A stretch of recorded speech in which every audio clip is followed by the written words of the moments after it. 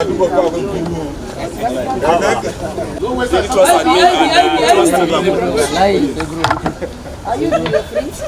claim out. What do you want? So, in the event that you want to stop the opponent from serving, you put the bat, bring it. You put the bat like this, or you drop it. So you have those two options. Then you must show your ball. You must show your ball. If you have any question, please ask now. All right. From the toast, he won the toast. So.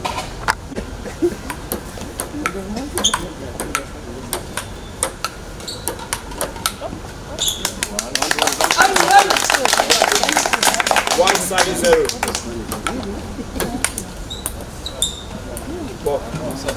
171.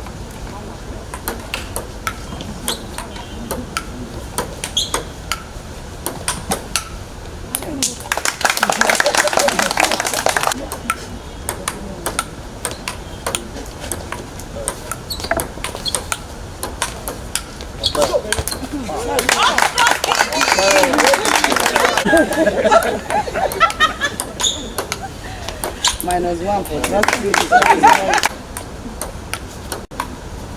Correct. 473. 577.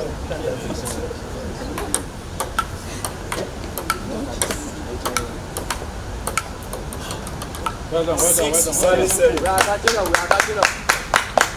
I don't come.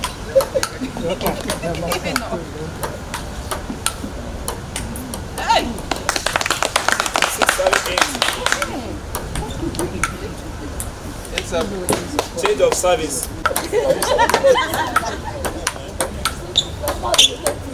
Ready? All right. 1277.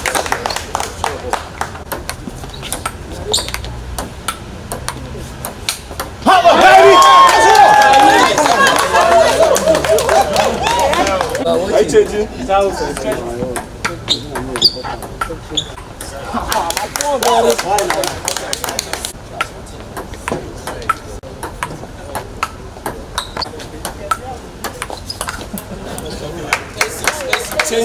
86, last service. You come to this level. So, 79. Next. Nice one, guys. Let's go.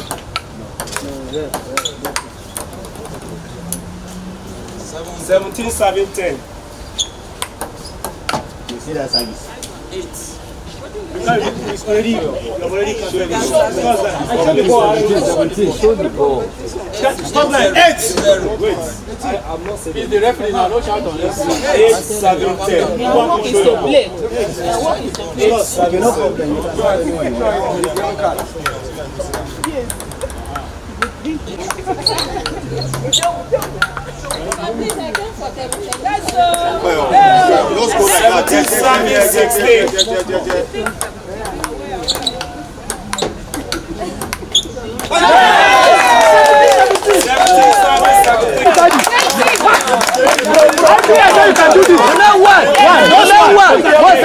Just one.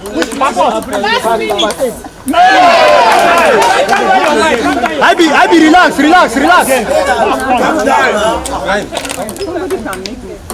Now they confuse them. I keep quiet so that they win. Come on!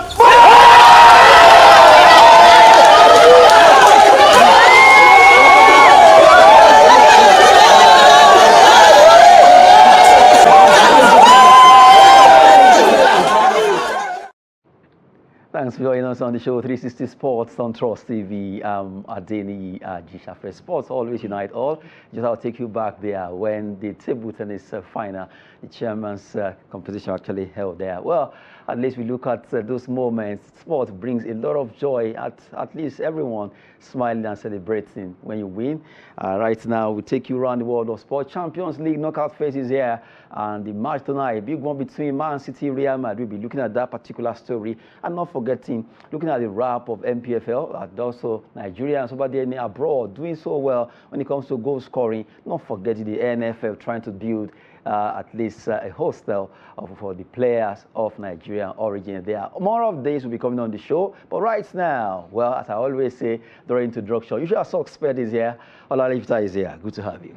Good morning, Adeni. It's my pleasure being here. And what a memory you shared before we started. At least I see the way you were doing like this. Everybody was doing like this. It's very good to showcase our own talent. It's very good for us to also promote our own, to promote ourselves. That shows that we have a lot of abundant talent, resources in this country, even in this company to start with. Look at those gentlemen playing the table tennis. They can represent Abuja as an FCT. They can represent Nigeria. So that means if you go through the grassroots sport development, we have a lot of raw talent that they just need exposure and experience. And before you know it, they will make Nigeria great. A lot of Nigerian talented players across board in different sports that they find themselves. Just to let you have a feel of that, that's why we brought that to you. And it's always a good memory looking at how even staffs don't really joke when it comes to sport. But right now, let's start with it. Even though match day 23 has been completed in the Nigerian Premier Football League, well, talking about the first story there, 2024-2025 match day 23 wrap. We just, first of all, let's take a look at 5 points. 5 points on MPFL match day 5. But Boye, that's the coach of Aqua United, records first win with Aqua United on his second coming. His second coming is coming back to that team, Aqua United, and he was able to win first match after match day 23, after he actually returned. Rivers United wins first game in 2025. Remo Stars, Shooting Stars shined, while Sunshine Stars dimmed. They lost their game. Kano Pillars, 25 struggle continues. They lost their game against Remo Stars, and Bahrain Bayelsa United has 18 goals were actually scored in 9 centers. Well, those are the 5 points we're looking at Aqua United. Although the table displayed, Aqua United so far they've not been on a good note at all this season. We take that number one, but Boye records first win. Imagine you as a coach winning your first game, match day 23. Okay, so to me, Boye winning his first game, it's not really a surprise. If you look at his pedigree, trajectory of what he has achieved, he's not a pushover coach. If you are talking about our domestic league coaches in Nigeria, he has tasted the trophy before, he has been a champion before. So coming to Aqua United, that they are seriously struggling, and they really need that motivation. So that win is like a boost, a morale boost, and booster for him and for the team and for the fans of Aqua United also, that okay, let's take the sign of victory also. So I think it's a very good win, but I don't judge a team or a coach with their first win. Although he didn't start the season with them, they brought him in because of the issues of poor performance that they've been going through. So I don't judge a coach with the first match. The second match, you have to be consistent, but that's what wins a competition. Consistency wins it all. So not because you won the first one, you shouldn't be abracadabra, then the second match, no, you shouldn't allow this to get to his head. You should try as much as possible to maintain that winning record, because that is why they brought him in. They brought him in as a specialist that knows how to do it, so he should do what he wants to do and do it well. But a good one that started on a very good note. So let's see what happens after the first win. Let's see, maybe he's going to celebrate the second win, or he's going to celebrate his hat-trick win, giving them 9 points. Getting 6 points and 9 points in the MPFL of today, it is very, very significant. If you look at the table, it is highly competitive. You can see today it's either Remo Star, Shooting Star. You can see all of them winning, losing, drawing, and the table keeps interchanging one after the other. So I think it's a very, very good one. Now you can see where Aqua United is currently right now. So that has lifted them up to 13th position. So that means if they should win 18th position rather, so they should win their next match, which will guarantee them 3 points. So that means they will get 25 position, and they will get 25 points. And if you look at the table critically, you see that 25 points start from 15th position.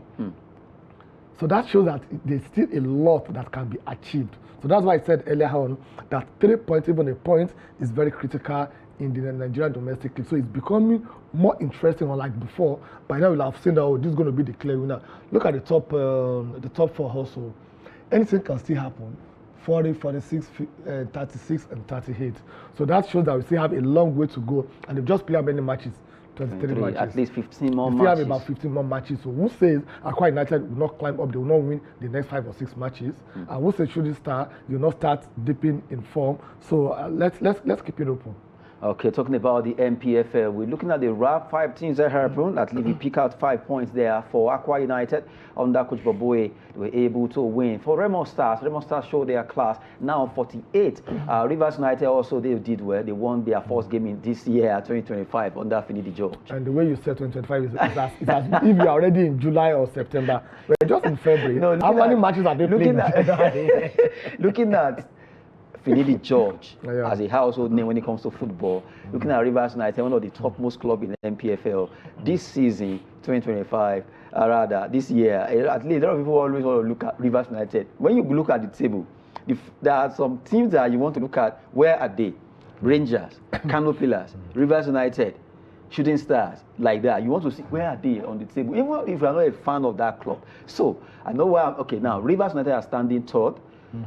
Having 38 points from 23 matches. For the fact that at least they were able to win that game ahead of 18 Abia Warriors. Also, surprisingly, they've been able to hold their own. Imama Amapakabo is their coach, and he's really quietly is standing fourth ahead of Rangers, defending champion of MPFL. They have 35, and the coach Electrical was already saying, well, as it is right now, all the Remo Stars needs to do is just to make sure they play a game to win and maintain the table, because the way it's going, it's already giving the winning dog. It could be a mind game anyway. All these coaches can be very when you have 15 matches to go and you are saying one team is favored to win the league, it's nothing but a mind game. You're not talking about 2 or 3 matches to win the league. You're talking about 15 matches. So take it or leave it. I agree with your last statement. It is more of a mind game than the reality. And then they will relax. Then you now relax. Then the Remo Stars, they shouldn't allow it to get to their head. Also, they really have to really push this time around. And if you see the surprising team, Ikorodu City. The Ikorodu City from Lagos. They've done very well so far as this season is concerned. Let's hope that they'll keep up the pace. Then surprisingly also, you said earlier on that on the league table, everybody wants to look at where is Kano Pillars, where's Shooting Star. You know the reason why? Because of their history. When it comes to Nigerian domestic league, the likes of Shooting Star, Kaneme, Nwayawu National of those days, and Abiola Babes, Concord, they are their household names. But for the past 10, 15 years now, they are just living in the past glory. We've seen the likes of Rivers United. We've seen the likes of even El Kaneme. We've seen the likes of Enyimba, who is the most successful club in Nigeria.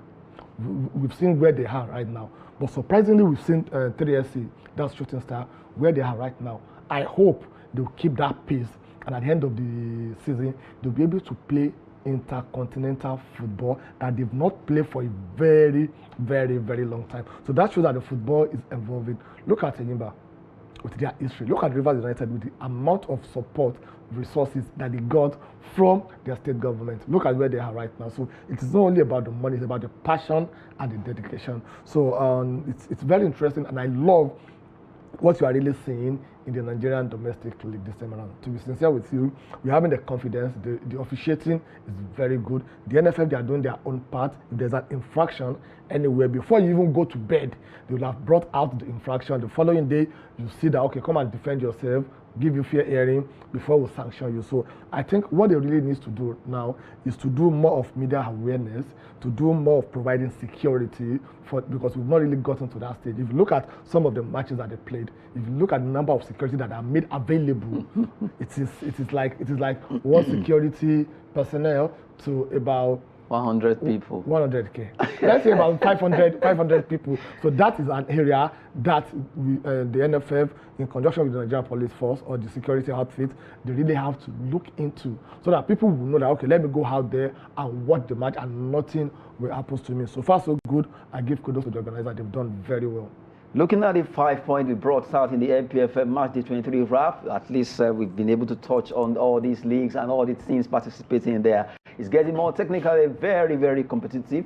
in the MPFL, and we just have to look at it. Teams are really fighting for honors and try to see how they can maintain their status quo in this particular race of MPFL. Match day 23, 15 more matches to go. Yes, 15 more games to go, and they are all scrambling for points. Who wins this league? Well, they just have to answer by themselves by the time they actually file out again in the next match for match day 24. Well, when we're talking about sport development in Nigeria, each zones in Nigeria beginning to come up with different sporting moments, and that's why we're looking at this particular story. Niger Delta, they are also coming up with their own sports festival. NDDC promises best sports fiesta.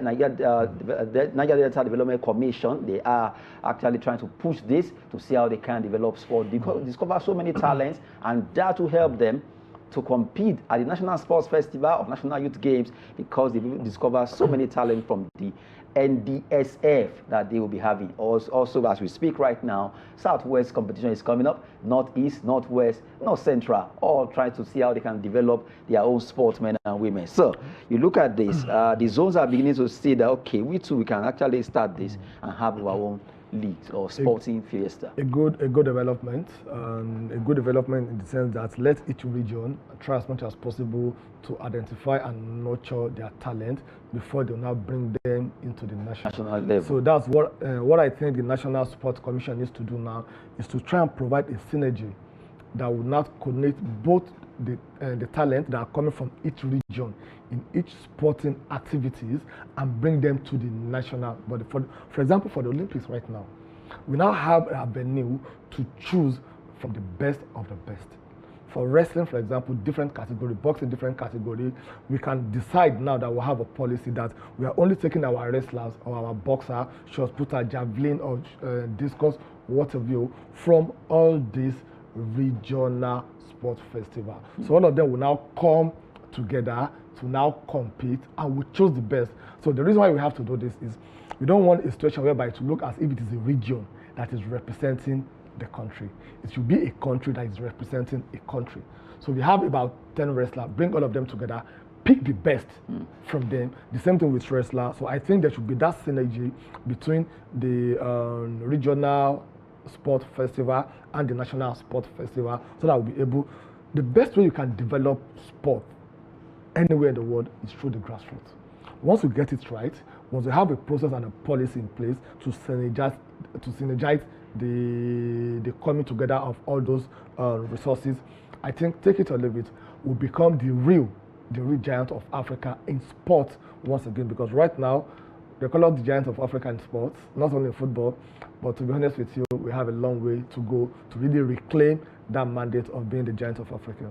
Hopefully we get it right. Looking at those traditional wrestlers there, well, for the Niger Delta Sports Festival, they want to make sure they get the best of the best and also make that event a memorable one. Not forgetting the fact that across Nigeria, we have so many talented sportsmen in different sporting moments they find themselves. Well, that's a good one there. Always very interesting when you watch those particular traditional fight there. Well, right now, let's talk about football, NFF. We'll cross over from the traditional sport. Let's talk about Nigerian Football Federation right now deeming fit to at least construct or build players, that's a players training camp and also hotel, where they will be staying, especially looking at the fact that anytime they invite players for competitions, we always at least either go to hotel or thereabouts. So they will get that done, and as we speak right now at the MK Abiola Stadium, that is ongoing. For the fact they want to make sure they build that players hostel and also training pitches there. Well,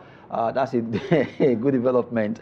As it is, I know that we are long overdue for this. This is not what we are supposed to be talking about right now when it comes to development of sport in Nigeria, but we just have, because we don't have it, so we have to talk about it. Now they want to do that. They've cleared everywhere, trying to see how they can build this particular hostel.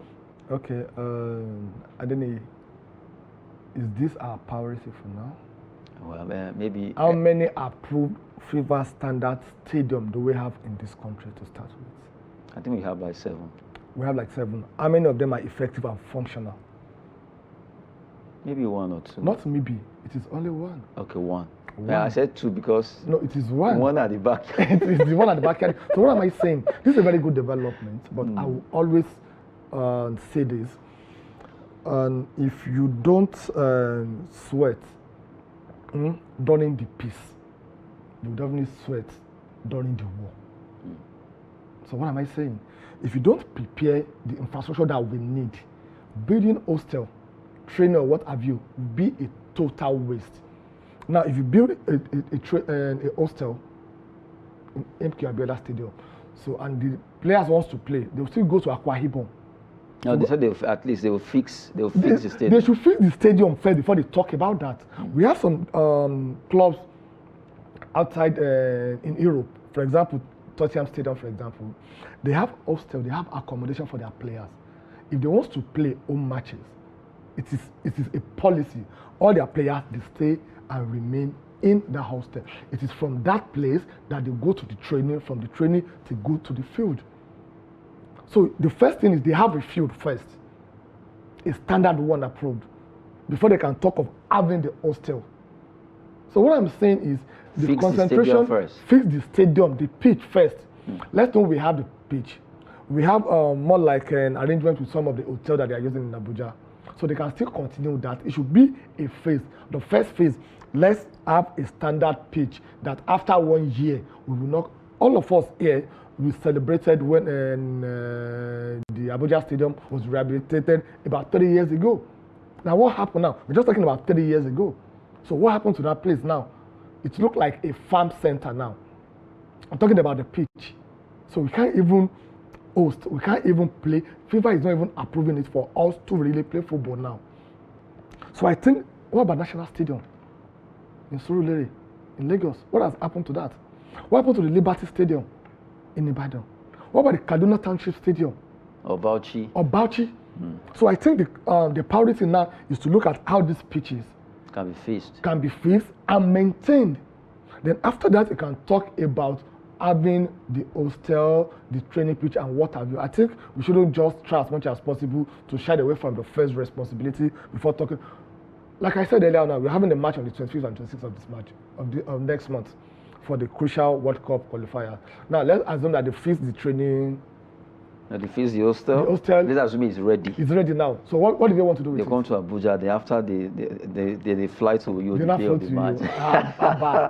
We can do better. We are big boys. We can do better than this. We can do better than this. No. We can do better than this. They just try. Okay, we train in Abuja. We do everything. Then we fly to you. What a waste of resources. Taxpayers' money. Well, we're talking about this particular NFL's players hostel and training pitch at MK Abiola National Stadium, where they want to see how they can get that done. And then from there, hopefully, they get to fix the stadium and get back so at least matches to be played at the MK Abiola Stadium for us to be able to see these players. And aside that, everything will not just be to you again. So, well, we wait to see what's going to be happening concerning that. Olawale has actually spoken about that. Fix the pitches first, and then easily, if the pitches are working fine, or rather fixed, then easily the player can fly in, stay here, play their matches at the training pitches, and go to the main bowl and play their games because it's well fixed. Well, we're looking at that, and really, something must be done. We just have to fix our priorities right according to Olawale Peter. We just have to get it right so that we won't get to do wrong thing at the right time or right thing at the wrong time. Well, from there, let's move away. Let's talk about Nigerian players. Yes, most of them are really doing so well in Europe. Over the weekend, we look about 12 players. Nigerian players abroad, 12 Nigerian stars on the score sheet. They did well. They scored goals for their different clubs. Some are defenders, some are strikers, midfielders, except for the goalkeeper that didn't score. Okay, let's look at it. 12 of them. Let's have it quickly. Nigerian players abroad, 12 Nigerian stars on the score sheet, starting from Idowu Akintola, who actually played history with Ada Guda of Bulgaria, Ada of Bulgaria, the hero for his side, as he recorded a goal and an assist in the Ada 2-2 draw against Spartak Vrana. Deputy Echeta Zako SC of Iraq. Iraq? My goodness. Opened his goal account with a goal contribution in Zako SC 6-2 win over Al Kazim. Samuel Akere Bote Plovdiv of Bulgaria scored his side only goal to avert a defeat and salvage a point for the team against Herber. Victor Eletu, AC Milan of Italy. inked his name on the score sheet in his side 3-0 win over Juventus under 20. Chuba Akpom of Lille of France climbed off the bench in his debut to score in his side 2-1 defeat to La Havre in French League 1. While Fisayo Dele Bashiru did well with Lazio, added to his tally with a goal in Lazio being win over Monza, as Jesse Sekidika of Sabah, Azerbaijan contributed a goal in Sabah FK 2-1 win over Toronto Bruce. Gift Monday, a lady over there in Tenerife, Spain. The Super Falcon striker continued with an impressive goal-scoring form with another goal contribution in Tenerife 2-1 win over Valencia. While Tom Dele Bashiru, there's a difference there. We have Tom Dele Bashiru, we have Fisayo Dele Bashiru. This one plays for Watford in England. Scored from the spot to end Watford a 2-2 draw against Sunderland, while Odira Franklin of Albania, Vora and Albanian, inked his name in the score sheet inside 5-1 win against Ezini, while Eze Ifeanyi of Al-Kak, Iraq, in his goal-scoring element added to his number in his side 3-1 home win against Diyala, as Philippe Otele of Basel of Switzerland scored Basel only goal in the Afizu Zaved FC. Well, I know when I mention Iraq, it sounds, but I want to quickly point out something here. I met a player who actually played in Azerbaijan, and I asked him, why Azerbaijan? He said, bros, I cannot lie for you. He actually spoke in P and said, the club I'm playing for offered me, they gave me a car, they gave me accommodation. The accommodation, the hotel I'm staying, I'm not paying for the food. Whatever I want to eat, I eat. 3 square meal, everything provided. And they pay me 2,000 euro. And he said, while he was in Nigeria, every week. While he was in Nigeria, that 2,000 euro is not, is not even what he could get in a whole year. Let alone getting a car or accommodation and all that. It's everything provided. So he said, bros, why would I go there? So that I can take care of my family. Compare the two. So don't blame me and say, they play for one club in India or Azerbaijan. I have friends that are playing in India or Indonesia. So as it is, I now looked at it and said, okay, you have your point. So seeing Iraq there, seeing Azerbaijan there, believe you me, you'll be surprised. This guy came to Nigeria and it was like, he came back and everybody in the family was smiling because he came back with a lot of money. And when he was in Nigeria, he always begged money from these guys. So now things have changed, despite playing in Iraq. So before you, you talk about Iraq, let me quickly make a case for those players. Okay, I don't have an issue with a player playing in, excuse me, Iraq, in Iran, Azerbaijan, or whatever country they are playing in.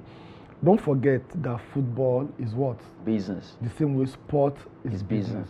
So apart from the passion that most of the players they have, apart from the skills, also they are doing it for a purpose. The purpose is to make ends meet. And they go to the place where they believe their welfareism will be taken care of.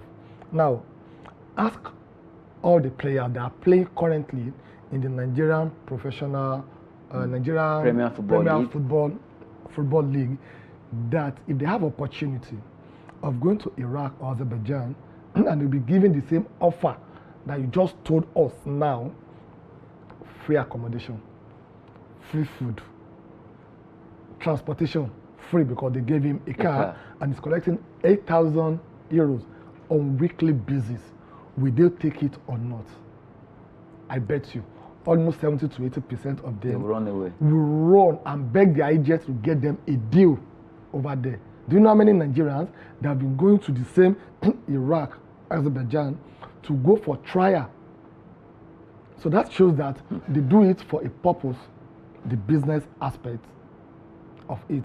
So what we need to do in this country, I'm even talking about Azerbaijan, and then we have some Nigerian players that they are playing their professional football league in Benin Republic. Of course. We have in Uganda. We have in Togo. You know, there was a time that we have mass exodus of our coaches going to Benin Republic, Cotonou, to go and play their proof. So that shows that we still have a lot has been done when it comes to regularizing the NPFL in this country. But what we've been talking about is we still have to find a way to privatize it, to make it profit-making organization, allow individuals that they have interest For example, we have a lot of billionaires from Kano State that if today, if the Kano State government said, okay, I want to reduce my stake, my holding in Kano Pillars by, I just want to have only 10%. Come and take over. Come and take over. The same thing with Plateau United. The same thing with Nasarawa United. The same thing with Niger Tornadoes. We have a lot of them. Let them come out with that policy. You'll be surprised the way Nigerian Premier Football League will rebound. You'll be surprised the way the stadium that we are talking about that we don't have infrastructure. You see the way the stadium will have the correct up-to-date infrastructure because we have people that wants to do it. Now, let's assume, just say amen to me, that I'm a billionaire today. I'm also a billionaire. You didn't say amen to my own prayer affair. I said the inside. I'm a billionaire today. And I approached Kano State Governor that wants to take over Kano Pillars. And the Kano State Governor said, okay, no problem. We can take over Kano Pillars, but I'll still be in control. So who am I to dictate the tune of how I want the football to be run when the Kano State Governor, they still have a higher percentage stake in it? I'll continue to say this. Look at the era of the consolidation of banks in Nigeria. In 2004, thereabouts, we have state governments that they have a lot of hold on most of these commercial banks. And CBN came out with a policy that you should reduce whatever percentage your shareholding in all these banks to a barest minimum, so you can allow individual, private investors to come in and invest in banks. When that happened, and then that is the more like a moribund for the financial sector in this country. So why don't we take that same policy to manage the football? So the state governments will just sit down on their own, and they'll be getting their own share from it. Then we have what they call CSR, corporate social responsibility, that all these clubs also will even do like an added advantage. So the state governors, they have a lot to gain if they can allow a free, fair. That is why we have the Northern Africa. The Northern Africa, and that is why their football today, it's really moving. Even look at South Africans, for example. Who owns the top club teams in South Africa? Is it the government? It belongs to the individual. Because we have a lot of them in every state in this country. They have passion and they want to do it. If we can do that, take it from me, Adeniyi, just give it 2 years. Nobody will be talking about, what's the name of that your club again? Arsenal. No, nobody will be talking about Arsenal again. What we're talking about now, we'll be branding our Eyimba jersey, we'll be branding our Let me mention my club. We know your club. Our viewers also know your club. Except they want to deny them and run to Nottingham Forest this time around. My club right now, I have about 3 clubs. I'm supporting. You don't have a club. I have about 3. You should ask me the name of my clubs. Okay. What are the names of your new clubs? My new clubs, right? New clubs. Okay. I have no club. Anyway, we've been talking about sports in the moment across board, and we just have to appreciate the fact that Nigerians are doing so well in Europe. And looking at those 12 players who actually scored, not forgetting the lady that did well. Monday Gift, she was able to score for Tenerife. Lazio player, that's Bashiru Dele, he also did well for his club. And so many unknown Nigeria are doing so well over there in Europe for what they are doing so far in their sporting life. Well, congrats to all of them for what they did over the weekend. We just have to take a look at all of them for what they did. And right now, we appreciate them. From there, we go to the big one for today. UCL, UEFA Champions League knockout phase is here, and it's a battle to finish between Man City and Real Madrid at the Etihad Stadium. Well, let's look at our story. Guardiola challenges City to special night against Real Madrid. I know anytime the two meet, it's always a battle of the elephant. The grass will actually suffer. And it's always like this is the final of UEFA Champions League for this season, because these two teams, they always have a lot to share. Well, as it is right now, well, let's just dabble a bit on these fixtures for today. UEFA Champions League knockout round playoffs. Paris against PSG, battle of the French team there. Juventus over there in Italy against PSV Eindhoven from Netherlands. Real Madrid from Spain away to Etihad Stadium to face Manchester City. Guardiola versus Ancelotti. Sporting CB from Portugal host Borussia Dortmund. But our focus is going to be on Manchester City, Real Madrid. So let's focus on that quickly. Let's have it. Maybe let me just looking at these particular two teams quickly, a head-to-head of them before our leaders will actually talk about these two teams. Looking at the season so far, Man City, they are actually standing. If you look at where they are on the league table, you'll be surprised what is happening to them so far. Well, so far, UEFA Champions League this season, when you look at the way they stood on the table of UCL, Real Madrid, they stood 11th, while City made 22nd, and both of them were able to make it to this knockout phase. Well, Real Madrid, if you look at the goal they've scored in the Champions League, they have 20. Man City scored 18. Total point was 11, and you have a total point from Real Madrid was 15. League position was 22nd for Man City and 11 for Real Madrid. And then let's flip it. Let's go to the second one. Talking about the head-to-head right now for the UEFA Champions. Previous meetings, all competitions, well, 15 times played. Man City won 5, Real won 5, draw 5. Let's go away from previous meetings. Let's go to the next one as we talk about the head-to-head. Previous scores, all competitions. UEFA Champions League, Man City won all against Real Madrid on 17th of April 2024. On the same April 9, rather, before 17, they played 3-3 and then 4-0. It was a spanking coming from City against Real Madrid. That was on 17th of May 2023. Real Madrid have knocked an English club out of UEFA Champions League knockout stage 13 times. Only Los Blancos, that's Real Madrid, themselves have eliminated opponents from a specific nation more often in the competition. 16 versus German clubs. Let's flip it to Manchester City side. This will be the 13th time Man City have faced Real Madrid in the UEFA Champions League. Win 4, drew 5, lost 3. Of opponents, Real Madrid have played against 5+ times in their European Cup Champions League history. Their win percentage of 25% against the citizens, that's Man City, is their lowest against any opponent. So, if you look at this particular analysis or head-to-head, City's actually stand a chance.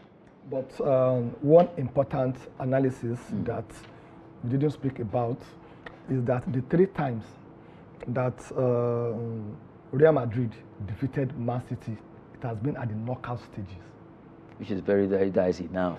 So the 3 times that they've knocked out Manchester City, because if you look at their head-to-head, they've met 12 times. Man City had an edge. They've won 4 times. They drew 5 times. And Real Madrid only won 3 times. Yes, a lot of people will look at, oh, Man City won 4 times. Real Madrid won 3 times. Okay, fine. But at what stage did they win those games? Did they really win those? Or lose those games? Lose those games. They won it as at when it mattered most. Not at the group stages. When it mattered most was during the knockout stages. And more interestingly, the last 4 UEFA Champions matches between Man City and Real Madrid has been at the knockout stages. Last season, we know what happened. Season before, we know what happened. Season before last season also, we know what happened. So that means 2022, 2023, and 2024.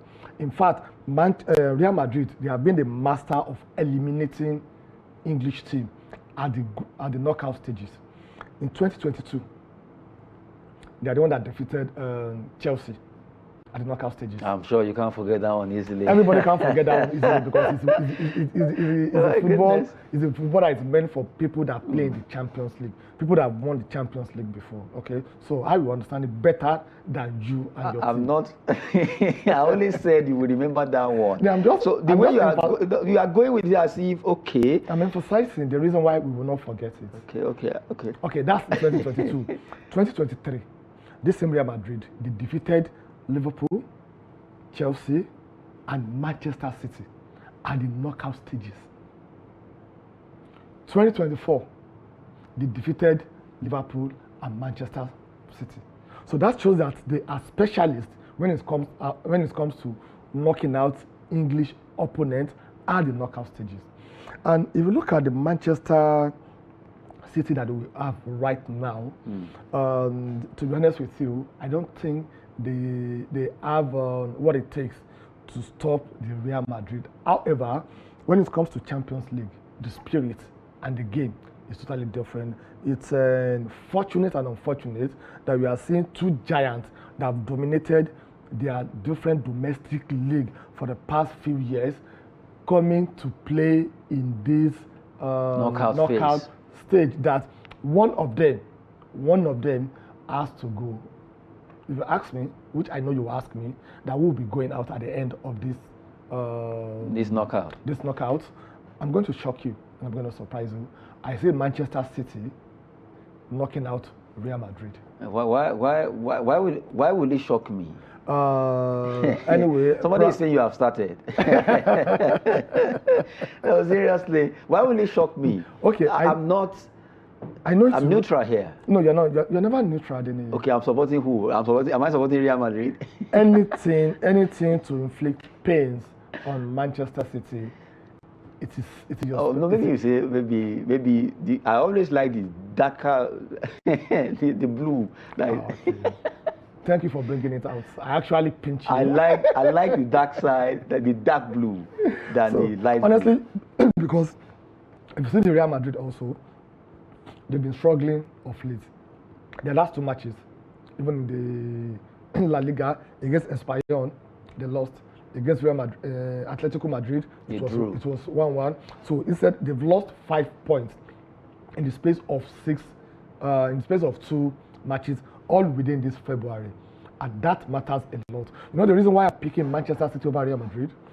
Currently right now, everybody will be looking at Manchester City. They are the team on ground now, not Real Madrid. And when that happens, you see a lot of surprise. Look at the team that PSG is going to play. Brest. They've done very, very, very well. In fact, they've proven that a small team can really upstage a bigger team in this competition. Though it's be more like a walkover for PSG, but they should be very careful. Because for this team to get to this knockout, looking at the league phase that just ended, for them to make it to this knockout, that shows they are no minnows. They know what they are doing, and PSG could actually be shocked tonight. They could be shocked. The Brest finished above Juventus. They finished above Manchester City. That is a signal. That shows that they meant something. However, it's going to be more like a derby Champions League because they are both from France. And if you look at the history between both of them, I think PSG can even go to sleep. They've met 20 times in their league matches. PSG have won 18 times and they drew twice. So the Brest they've never won a PSG in their meeting. So that shows that tonight there must be a surprise that something may happen, a draw or a win. However, I will not rule them out also. Okay, well, talking about UEFA Champions League, there are really a big thing happening in the world of football for tonight. Well, from the way it is, we actually looked at it. Although, for matches coming, if you have to look at the scoreline, Man City at home at the Etihad Stadium against Real Madrid, what are you going to pick? Okay, I'll give it to Manchester City, like I said earlier on. So I'll give it 3-2. 3-2 in favor of Manchester City. 3-2 in favor of Manchester City, yes.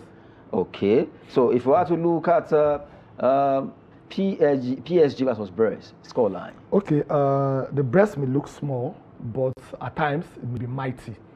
Okay, so in this situation, I see a draw between the Brest PSG and PSG. Okay. So the fixtures will be win in the reverse when PSG is at home against the Brest. But for this one, I pick a draw. Juventus PSV. Wow, it's going to be an interesting one, and it will be difficult for PSV to really defeat Juventus. They don't have a very good history playing Italian team, especially at this stage of the competition. So I give it a win to Juventus.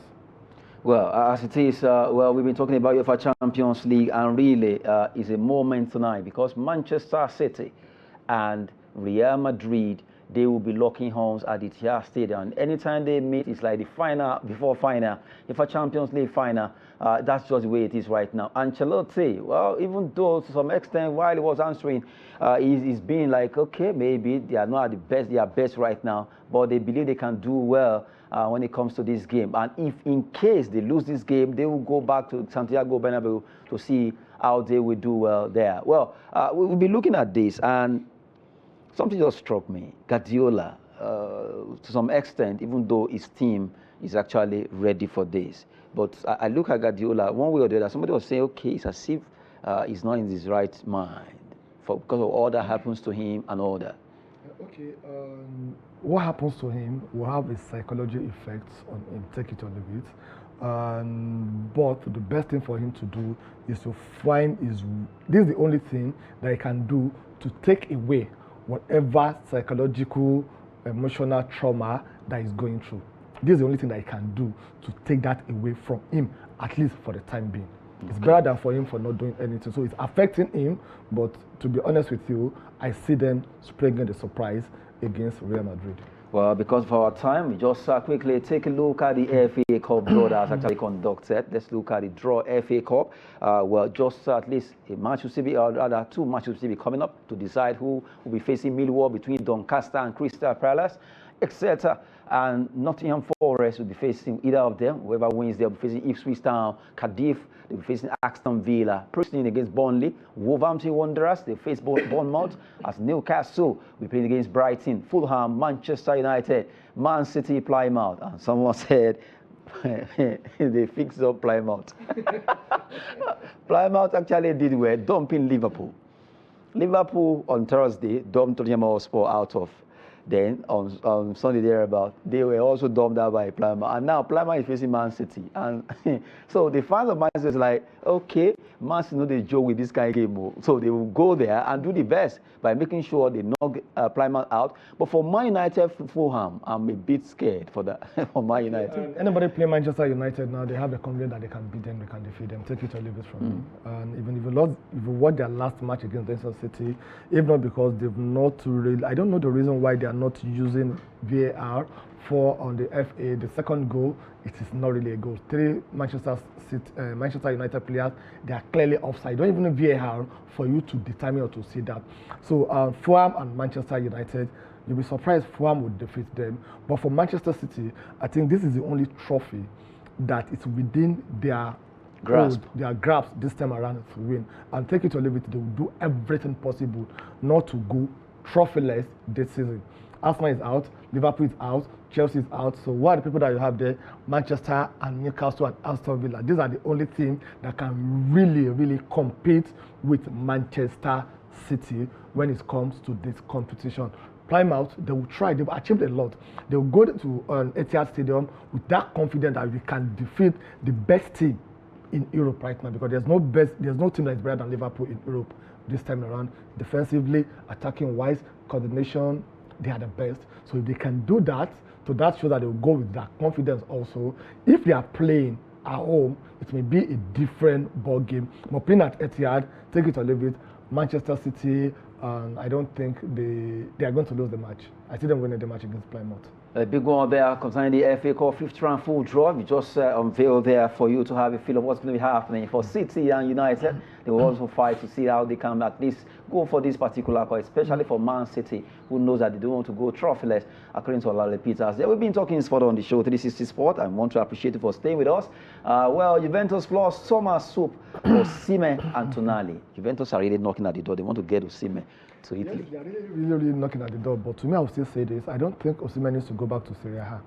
He should go to where? He should go to somewhere else. Probably should go to Premier League. Oh, I know where you are going. No. I'm not really saying he should come to Chelsea. I know where you are going. He shouldn't even go to Chelsea. He should go to a team that will be fighting for trophy next season, and take it or leave it. The Chelsea team will not do that.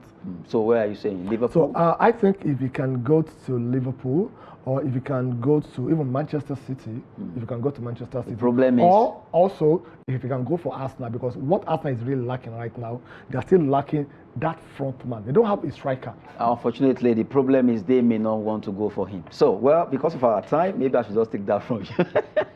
That should be a one name for the show today. Well, I want to appreciate your time with us. Olale Peters for coming on the show. Thank you so much, Adene. It's my pleasure coming to 360 Sport to talk sports on Trust TV. Yes, thanks so much for the viewers out there. We appreciate your time with us on the show 360 Sport, your station that actually documents Nigerian story. Trust TV, I'm Adeni Ajishafe. Sport is always business and fitness. Thanks for watching.